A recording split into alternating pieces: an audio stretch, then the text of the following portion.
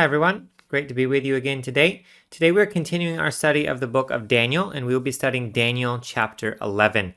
This chapter contains perhaps the most detailed prophecy in Scripture, and it covers a period of around 375 years with stunning accuracy and precision. The last parts of the prophecy point to the end times and the final war in the end times that we often call Armageddon over Jerusalem. The prophecy starts off with Persia, then it moves to Persian aggression against Greece, Greece invasion of Persia, the splitting of the Greek kingdom into four parts, and then the centuries-long war between the Ptolemy and the Seleucid empires. Now, this prophecy is so accurate that atheists refuse to accept the traditional date for the writing of Daniel. They don't believe in God, and they cannot believe that the prophecies were made before the fact. Therefore, they date the book of Daniel over 400 years later to a time after these events already happened.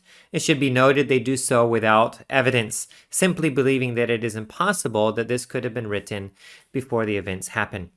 For believers, this passage in Daniel 11 reminds us that God controls time and history. David Guzik from Enduring Word says he knows the future better than we know the past. Now, the farther we go back in the past, the murkier our memories get. Sometimes I don't even remember what I said to my wife yesterday. She remembers that a lot better than me. But God exists outside of time, and it should not be a surprise to us that he can accurately predict the future because he is sovereign over it. Isaiah 46, 9 through 10 says, "Remember the former things of old, for I am God, there is no other. I am God, there is none like me, declaring the end from the beginning, and from ancient times things not yet done, saying, my counsel shall stand, and I will accomplish all my purpose." God's purposes will stand. What he declares is going to happen in the future will happen. So when we look at a passage like Daniel 11, it's actually a complex passage, and for a lot of people, it's very dry, talking about the kings of the north and the kings of the south, and all of these wars which are ancient history, and which happen far away from where most of us live, and they might not seem at first glance to be relevant to our lives. But every passage of Scripture is relevant to our lives. And so I hope today that as we study this passage, we will realize this passage too is relevant. Knowing that God is sovereign over the past, present, and future encourages us in the following ways. When we see that what he's done in the past, what he's promised in the past, he did it, that gives us more faith that what he says he will do in the future, he will do it just like he said. We can take his prophecies to the bank. The book of Revelation, which most of it has not been fulfilled yet, we can take that in faith, knowing that this will happen exactly as God predicts, because the predictions he already made in the past, he fulfilled them. Also, this gives us perseverance because we know that God is sovereign. He's sovereign over history, and this encourages us to persevere. You're not subject to just ill luck or random chance or fate. God is working behind the scenes for your good, and he wants to accomplish his perfect plan in all of our lives. So knowing God controls the past, present, and future encourages us to persevere. And also gives us great hope. We have great hope for the future, the blessed hope of his appearing. The world will not end through some chance disaster, such as an asteroid or a nuclear war. Something even better than what we have now is coming. And this also gives us boldness. Now, one of the key themes in Daniel is that God is on the highest throne. There is no one above him. His kingdom endures forever. The worldly powers around us rise and fall, but they will not last. So the person who is sitting in judgment toward you, perhaps your boss or your teacher or the government or someone in authority over you now, they themselves will be judged. The one who claims authority over you himself has an authority. You do not need to fear man. So this tells us to boldly do what is right without compromise, because all will answer to the Lord one day. So this is just a little bit of a background on what we'll be thinking about today as we study this passage. We'll go ahead and read through it. We'll study it verse by verse. First, I'll read verses 1 through 4. As for me, in the first year of Darius the Mede, I stood up to confirm and strengthen him. And now I will show you the truth. Behold, 3 more kings shall arise in Persia, and a 4th shall be far richer than all of them. And when he has become strong through his riches, he shall stir up all against the kingdom of Greece. Then a mighty king shall arise, who shall rule with great dominion and do as he wills. And as soon as he has risen, his kingdom shall be broken and divided toward the 4 winds of heaven, but not to his posterity, nor according to the authority with which he ruled. For his kingdom shall be plucked up and go to others besides these. So in this passage, I is the angel. This is the angel who was communicating with Daniel back in chapter 10, who brought this vision, which is actually an answer to prayer that Daniel was praying. One of the tasks of this angel was to influence the king of Persia. Remember in the last chapter, we saw that there was a prince of Persia. That was a demon who was sent to influence the king of Persia. There was another one who was sent to influence the kingdom of Greece. But here, this angel was also sent to confirm, to strengthen, to encourage the king of Persia. So this is another glimpse of the behind-the-scenes spiritual battle that is taking place. There's a war between God and Satan. Satan is seeking to influence people to accomplish his plans, but God is not silent. He is also at work. The events of Daniel 11 probably occurred around 3 years after the decree for the Jews to return to the land. So here we see that the angel was on a mission for God and was instrumental in influencing the king, perhaps in making this decree or in carrying out in his resolve to confirm that decree and in showing kindness toward God's people. So when the king agreed for the Jews to go back, he wasn't doing that in a vacuum. God was influencing him to do so. It tells us that 3 more kings will arise, and then a one greater than all of them. And that he should stir up and that 4th one would stir up against the kingdom of Greece. So the 4th king of Persia mentioned here, this 4th one in verse,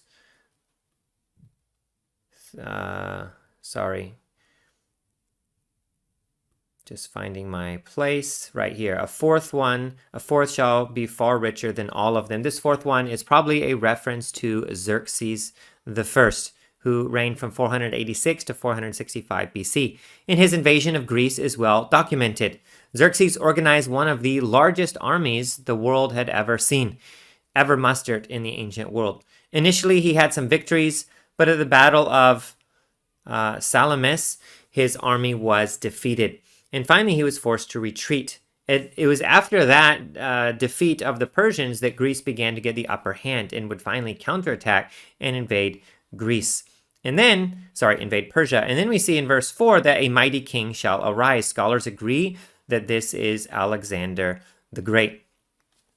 The Jewish historian Josephus records an amazing encounter between Alexander and the high priest. Alexander often allowed his army to ransack cities he conquered. This was something of a reward for them to get the spoils. But before he came to Jerusalem, he had a dream. And in his dream, he saw the high priest and others coming out of the city to him in white garments. Then when he approached the city, this dream was fulfilled. It happened as he had dreamed. The high priest actually showed Alexander the prophecies that we've been studying in the book of Daniel about a mighty Greek ruler who would conquer Persia. Now, Alexander the Great took this correctly to refer to himself, and he was very pleased. He was very happy that God had vindicated him, so to speak, and had said that he was going to win this great battles against Persia. And he was so pleased that he offered sacrifice to God according to the high priest's direction. He believed it was a sign from God of his coming victory. And so Alexander was so pleased that he spared Jerusalem and conquered, and then went on to conquer the Persians and spared Jerusalem. So Josephus gives an entire account, very interesting, of this. It's in the Antiquities of the Jews, book 11, chapter 8. A very interesting account which has a lot more info than what I shared with you just there. So it's amazing that even this prophecy which God had made, what appears to have been shown to Alexander the Great, and that was one of the ways that God influenced him to spare Jerusalem at that time. And we see in verse 4 what's going to happen to his kingdom. It will be divided toward the four winds of heaven. This is what happened in history. After Alexander's untimely death, he didn't have an heir, and so this kingdom went to his four generals. Now, in verse 5 through 20, we will see this king of the south and king of the north and all of this wars between them.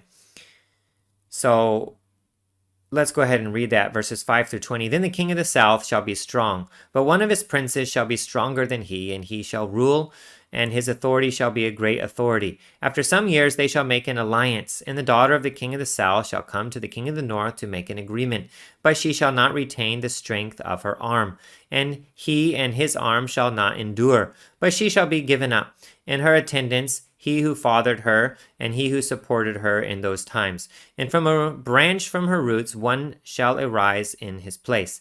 He shall come against the army, and enter the fortress of the king of the north, and he shall deal with them, and shall prevail. He shall also carry off to Egypt their gods with their metal images, and their precious vessels of silver and gold, and for some years he shall refrain from attacking the king of the north. Then the latter shall come into the realm of the king of the south, but shall return to his own land. His sons shall wage war and assemble a multitude of great forces, which shall keep coming and overflow and pass through, and again shall carry the war as far as his fortress.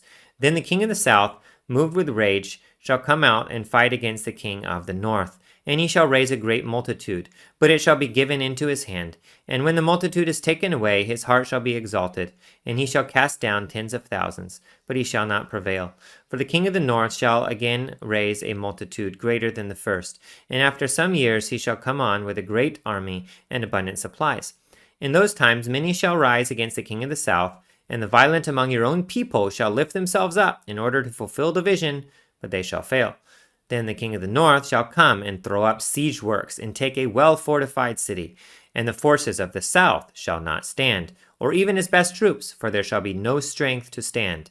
But he who comes against him shall do as he wills, and none shall stand before him. And he shall stand in the glorious land, with destruction in his hand. He shall set his face to come with the strength of his whole kingdom, and he shall bring terms of an agreement and perform them. He shall give him the daughter of women to destroy the kingdom, but it shall not stand or be to his advantage. Afterward he shall turn his face to the coastlands, and shall capture many of them. But a commander shall put an end to his insolence. Indeed, he shall turn his insolence back upon him. Then he shall turn his face back toward the fortresses of his own land. But he shall stumble and fall, and shall not be found. Then shall arise in his place one who shall send an exactor of tribute for the glory of the kingdom. But within a few days he shall be broken, neither in anger nor in battle. All right, you got all that, right? Wow, quite a lot of events are prophesied and are described here. We're not going to go over this in every single detail, but we will hit a few of the highlights. So Alexander's kingdom was divided into 4 parts. Now, 2 of these kingdoms were neighbors of Israel. One of them was to the south and to the west of Israel. That was the Ptolemies. That was the dynasty that ruled over Egypt. And one of them was to the north, and that was the Seleucid dynasty in Syria. And Israel was wedged right between these 2 empires, right in the middle, caught between a rock and a hard place. So in this passage, the kings of the south refers to the Ptolemies. That is, it's speaking from the perspective of Israel. The Ptolemies, the Egypt, was to the south. And then the king of the north is the Seleucids, and that is Syria and that entire Syrian empire. And there's back and forth fighting for centuries. These verses from verses 5 through 20 describe the back and forth between these kings, this tug of war. Now, many scholars have carefully examined these prophecies, and they found them to be fulfilled in incredible detail. We're just going to hit a few of the highlights here, but there are some great websites where you can look to find out the details of how these prophecies were fulfilled. We see alliances in verse 6. They're going to make an agreement. And then again in verse 17, they offer the daughter in marriage to make an alliance. So alliances were made, but subsequently broken. This happened in history. We see great wars. So many wars. Verse 7, from a branch from her roots, one shall arise in his place. He shall come against the army and enter the fortress of the king of the north. He shall deal with him, and they shall prevail. The wars mentioned in Daniel 11 cover over 200 years. One side would hold the advantage for a while, and then the other side. Each side sought to win dominion over their enemy. And then this is why it was so big to Israel, because when the Seleucids in the north were beating Egypt, then somehow Israel would kind of like be more assimilated into their dynasty and kingdom. And then when the Ptolemies gained the upper hand, then Israel would be more assimilated into their kingdom. So this division line between the two empires would move north and south depending on which side controlled them. A lot of plunder was taken. Verse 8, he shall also carry off to Egypt their gods and their precious vessels of silver and gold. There will be rebellion. In verse 14, in those times, many shall rise against the king of the south. So there is rebellion. And this is a very interesting phrase. It says, the violent among your own people shall lift themselves up in order to fulfill the vision, but they shall fail. It seems that the Jews were aware of the prophecies in Daniel, and they would seek to rebel against the Ptolemaic dynasty, but they would ultimately fail. So here's a case of where they read the prophecies. They said, hey, we can actually help make this happen, and they tried, but in the end, they failed. In verse 16, we see that there is a conquest of Israel. He who comes against him shall do as he wills, and none shall stand before him, and he shall stand in the glorious land with destruction in his hand. The glorious land is a reference to Israel. This prophecy was fulfilled when Antiochus III, the Great, took dominion over Israel. And then at that point, Israel was under the Seleucid rule. We see so much insolence and pride and ego in these verses. Verse 12 says that one of the kings, his heart shall be exalted.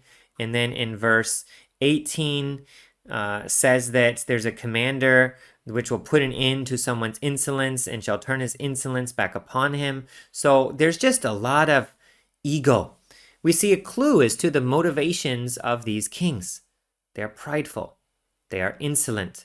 Their ego spurs them to greater conquest and victory. You can almost imagine the kid at the playground who has the perpetual chip on his shoulder and he dares, come on, I dare you, just knock it off, just touch it. Someone comes and boom, knocks it off. And okay, now I have to get involved in the conflict and I have to fight back. And the other one says, hey, here's a line. I dare you to cross it. If you cross this line, I'm coming after you. And then the other kid walks across the line and it all begins again. This is what's going on between these two nations. There's no lasting peace. Rulers, each one wanting to be powerful, showing their power, showing their ego, and they didn't care about what happened to the common people. How many tens of thousands or hundreds of thousands of people died in these wars? Either the soldiers themselves or the peasants who didn't have enough to eat. Kings cared not. Their tables were filled with delicacies. The actual battles were primarily fought by others. Nameless multitudes of people died to satisfy their unquenchable ego. So absent from this story is any desire whatsoever among these people to seek God's will. Proverbs 9:10 says, the fear of the Lord is the beginning of wisdom. In Proverbs 4:7 says the beginning of wisdom is this, get wisdom. Whatever you get insight. So seek after wisdom, seek after God, and you can get it. These ruthless rulers did not fear God. They didn't care about wisdom from above.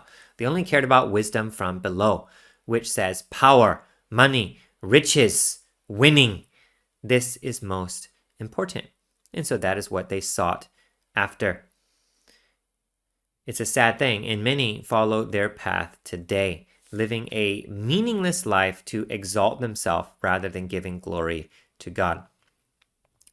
How was all of this funded? There was exactor of tribute, so taxes. There were lots and lots of taxes which went to pay for these wars. Now, what is the point from all of this? These wars, which happened in a land far away in a long, long time ago, is it relevant? Why did God put this here? There's a lot of reason that he put it here for the Jews, but one thing for us is, I think sometimes God actually shows off in a sense.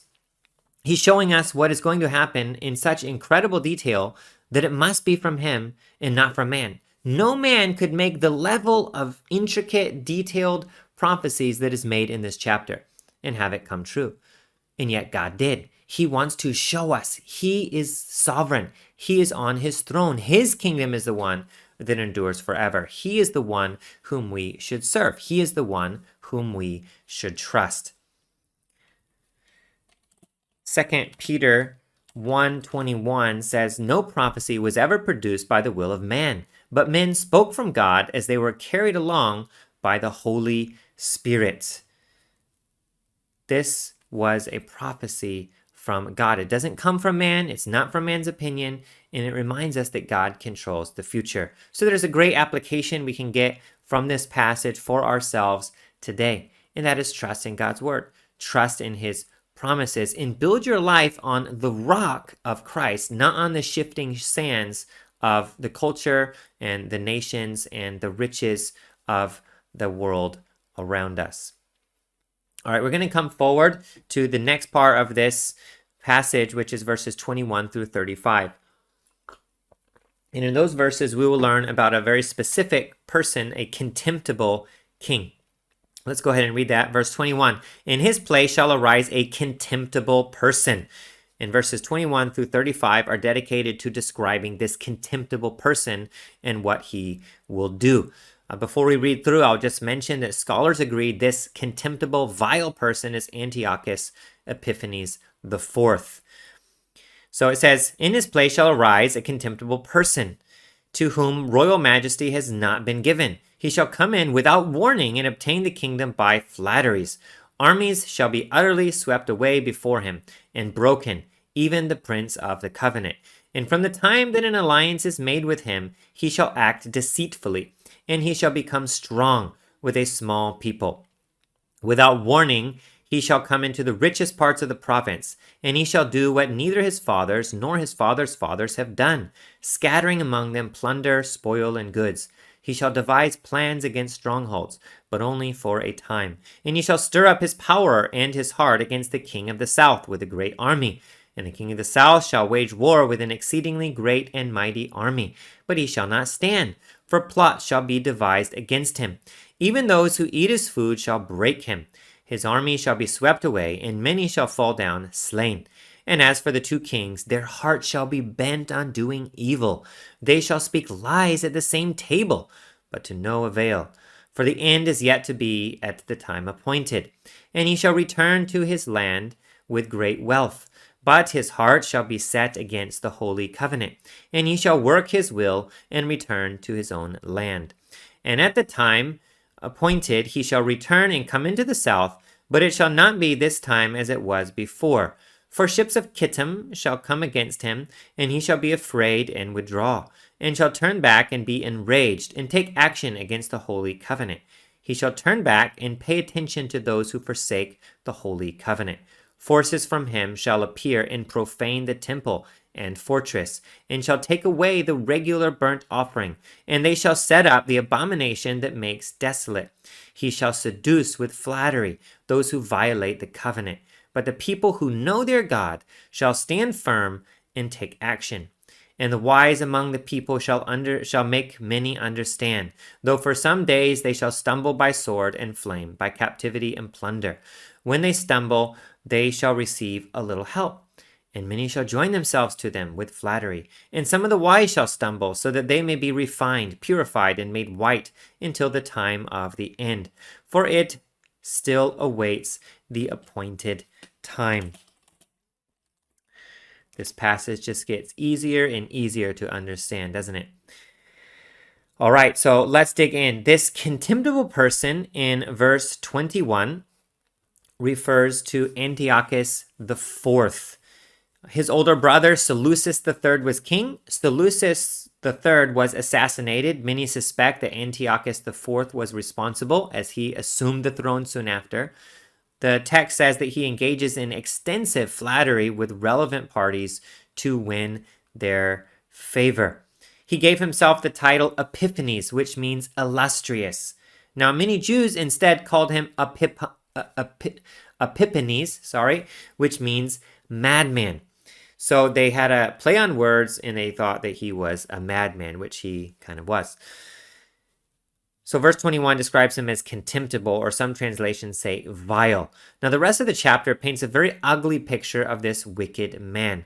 Verse 21 talks about he is a flatterer. Verse 23 talks about he is a deceiver. Verse 27 talks about he is wicked, and he's also treacherous.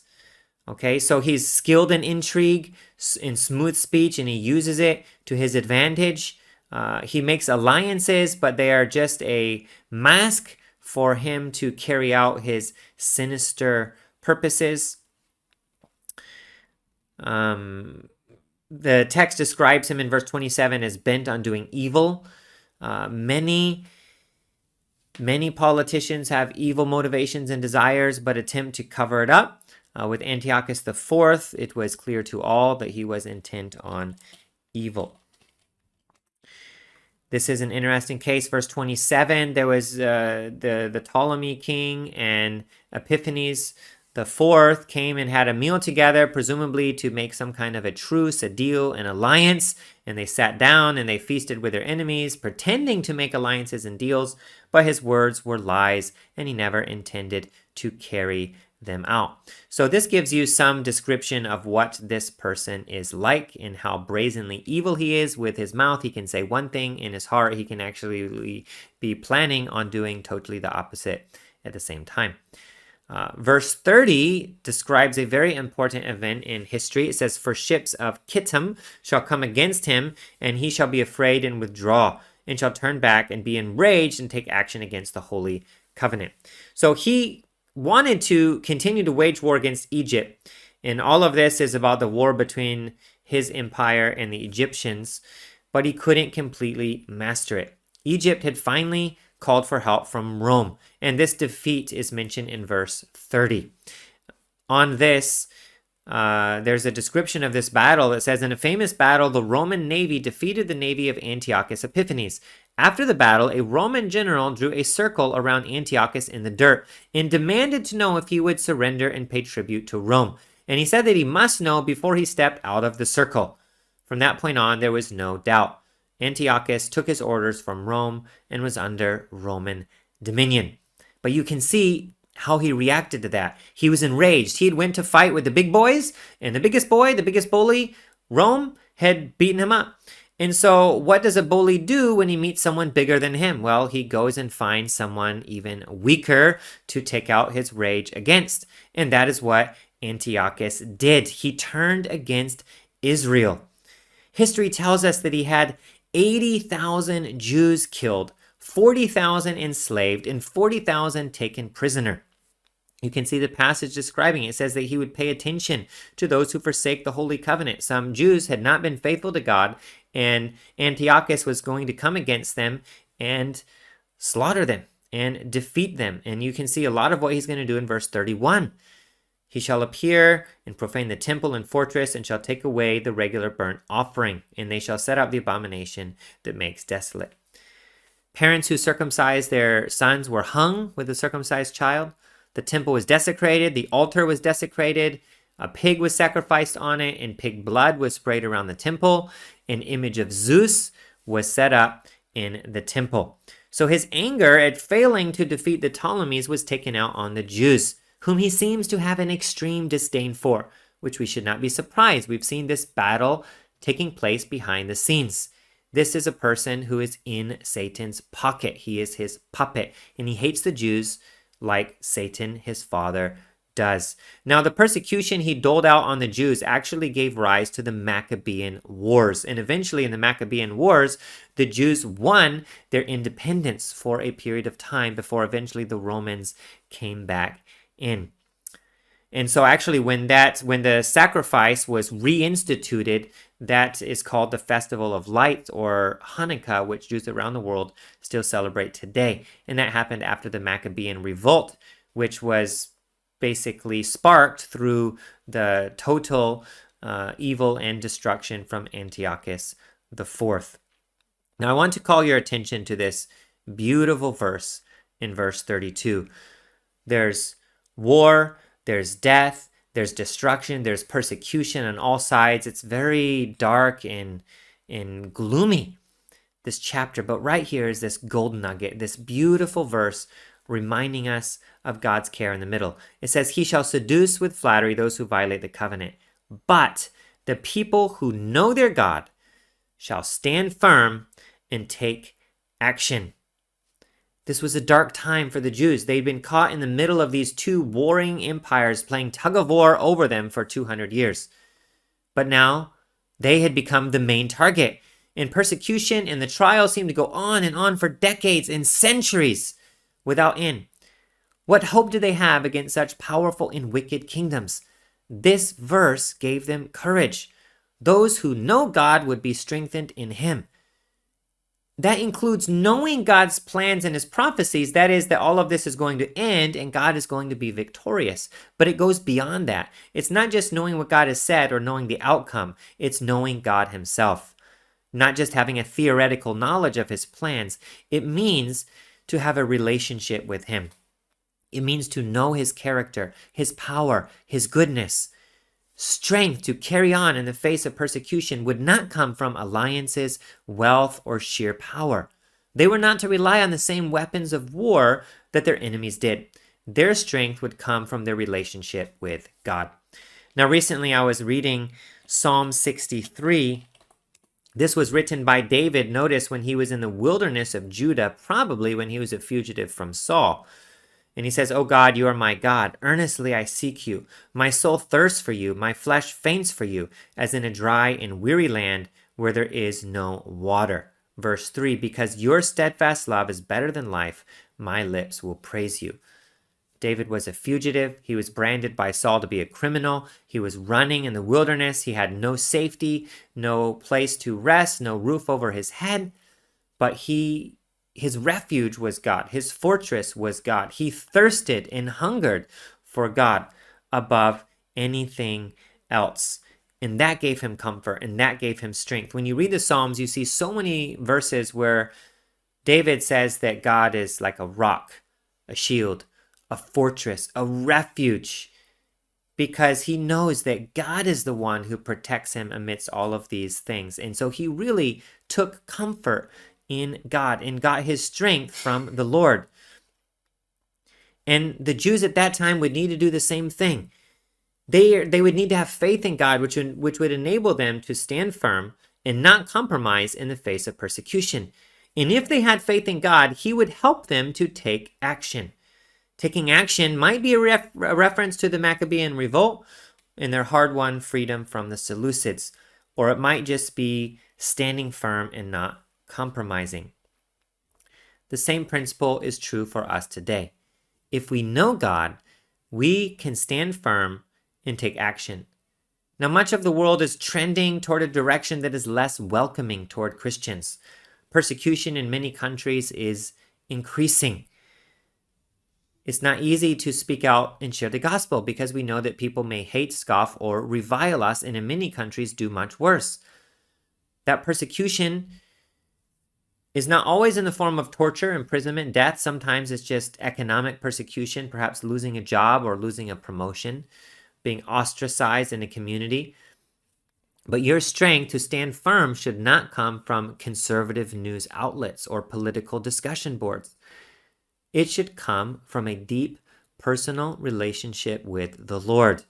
When you know the outcome, see the end of Revelation, you'll see the outcome. It gives you hope and strength. And when you know God and you know that he has a perfect plan for you, you know he will never leave or forsake you. the Holy Spirit is within you, and it will give you the courage to stand firm when you need it. And it's not just knowledge. You need to have that personal relationship with the Lord to give you inner strength, resolve, and peace to do what is right. Even when the whole world is going the other way. Exodus 23:2, do not follow crowd to do evil. Now going forward, verse 35, we see that God was going to do a refining work among his people. Why did God allow all these things to happen? And why has God allowed the Jews to go through so much difficulty over the years? In the movie Fiddler on the Roof, Tevye, he says, God, I know we're your chosen people, but can't you just once choose someone else? And his point is, to be God's chosen people is not actually easy, because that means they went through a lot of difficulties. But those difficulties were meant to refine them and to teach them and to build their faith and to bring them to a true relationship with God through Jesus Christ. When we go through difficulties, God also wants to use those to refine us, to purify us, to make us white, to prepare us for seeing him one day. Persecution is one way in which the Lord brings about character growth. Like a fire refines by exposing impurities for removal, so trials purify believers. Now we're going to go through to the last passage, the last part of this passage, verse 36 through 45, which is what I call the far fulfillment, the Antichrist. And the king shall do as he wills. He shall exalt himself and magnify himself above every god, and shall speak astonishing things against the God of gods. He shall prosper till the indignation is accomplished, for what is decreed shall be done. He shall pay no attention to the gods of his fathers, or to the one beloved by women. He shall not pay attention to any other god, for he shall magnify himself above all. He shall honor the God of fortresses instead of these. A God whom his fathers did not know, he shall honor with gold and silver, with precious stones and costly gifts. He shall deal with the strongest fortresses with the help of a foreign god. Those who acknowledge him he shall load with honor. He shall make them rulers over many, and shall divide the land for a price. At the time of the end, the king of the south shall attack him, but the king of the north shall rush upon him like a whirlwind, with chariots and horsemen, and with many ships. And he shall come into countries, and shall overthrow and pass through. He shall come into the glorious land, and tens of thousands shall fall. But these shall be delivered out of his hand, Edom and Moab and the main part of the Ammonites. He shall stretch out his hand against the countries, and the land of Egypt shall not escape. He shall become ruler of the treasures of gold and silver, and all the precious things of Egypt, and the Libyans and the Cushites shall follow in his train. But news from the east and the north shall alarm him, and he shall go out with great fury to destroy and devote many to destruction. And he shall pitch his palatial tents between the sea and the glorious holy mountain. Yet he shall come to his end with none to help him. Now, many biblical prophecies have a short-term and a long-term fulfillment. The near-term fulfillment is often smaller in scale and actually is a foreshadow or points to the long-term event as the ultimate climax. It's something like a person looking at two mountain peaks that are lined up. The one closest to him may be lower in altitude. Because it's closer, he will still only see that mountain peak. It's only when you scale the first mountain that you see, oh, there's a valley in between, and there's another mountain, an even bigger mountain beyond that. Now, if you're in the valley, you can look back and see the one mountain peak and look forward and see the next one, and then you would be aware that the farther mountain was taller. And I believe that's the situation we're in now. Antiochus IV was a type of the Antichrist that is to come. He was a Antichrist, foreshadowing the Antichrist still to come. As such, he had many of the same characteristics of the final Antichrist, who would display them finally on a larger scale. Antiochus IV desolated the temple. The Antichrist will go even further. Antiochus IV was prideful. The Antichrist will be more so. Antiochus IV set up an image and demanded worship of Zeus. The Antichrist will take the next step, set himself up above all gods and demand worship of himself. The text says that these things will happen in the latter days, going back to Daniel 10:14. Now, Paul describes these events as still future. In 2 Thessalonians 2, he talks about the man of lawlessness, the son of destruction. And he talks about this as a still future event that hasn't yet happened. And Jesus also talked about the abomination of desolation. In Matthew 24, he talks about that as still future. So Antiochus cannot be the final fulfillment since he was in the past relative to Jesus and Paul, and Jesus and Paul still saw this as a future prophecy which hadn't yet happened. Now, Satan uses similar methods throughout history. Solomon said there is nothing new under the sun. The end times, one world dictator will be like Antiochus IV reloaded. So it's almost like Satan sends out these waves of people. He tries to do his plan and it doesn't work, or it fails to bring about this satanic one world kingdom. And so in the future, he brings out another guy and he tries again and it fails. And then he brings out another one. And finally, the biggest one, his most success apparently, will be the final Antichrist. And that's described more in the book of Revelation. What will he be like? Scary. He shall exalt himself and magnify himself above every god, and shall speak astonishing things against the God of gods. Antiochus IV did not respect God. But he still did not turn away from his own gods. In fact, he was loyal to the Greek pantheon. And this statement will be more clearly fulfilled in the Antichrist, who is often described in Scripture as being highly blasphemous and demanding worship. He's described the same way in the book of Revelation. And it says that he shall prosper here till the indignation is accomplished, for what is decreed shall be done. This is another encouraging verse. A time limit is put on the Antichrist. He will not be allowed to rule indefinitely. God will only permit him to reign for a very limited amount of time, either 3.5 or 7 years, depending on how you read the prophecies in Revelation. Now that's good news for all the followers of God. God remains sovereign. He will still be in control. He will still be sitting on the throne of thrones. So there's an application here for us again. Don't be discouraged. God's purposes will be accomplished. Now, you might look around you and see the world is broken, the world is evil, but know that evil is on a short chain. God will have the last say, and he won't allow it to go beyond certain boundaries which he has put in place. Knowing that should give us hope even in the darkest times. Verse 37 says, he shall pay no attention to the gods of his fathers, or to the one beloved by women. Now, one school of thought on that is that this means he is a Jew, and therefore that he will not show any care to the gods of the God of the Jews. But it doesn't really have to be read that way. It says to the gods of his fathers. So it means whatever nationality he's from, then he won't pay attention to the traditional god or gods of that society. Because why? He's going to raise himself up as God himself. He will not be religious at all. He will reject the traditional faith of the country that he's from and will exalt himself above all gods and demand mankind's devotion and worship. Some translations say he doesn't care about the love of women, which have led some to suspect that the Antichrist will be homosexual.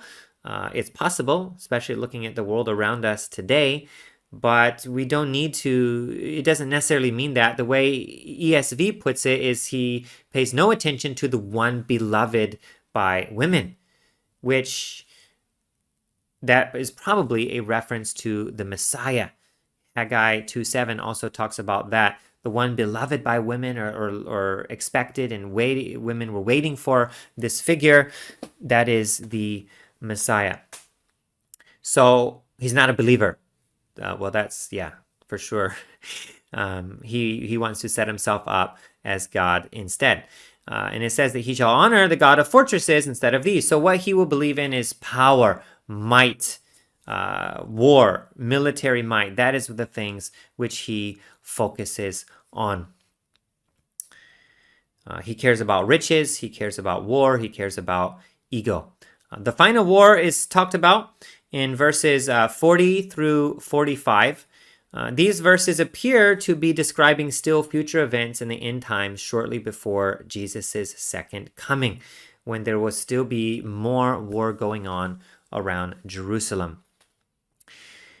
Now, let's look at the end result for him. It says, the last part of the chapter, the last part of this message, really, really key part, it says, he shall come to his end with none to help him. As is often said, these prophecies can be simply summarized as God wins.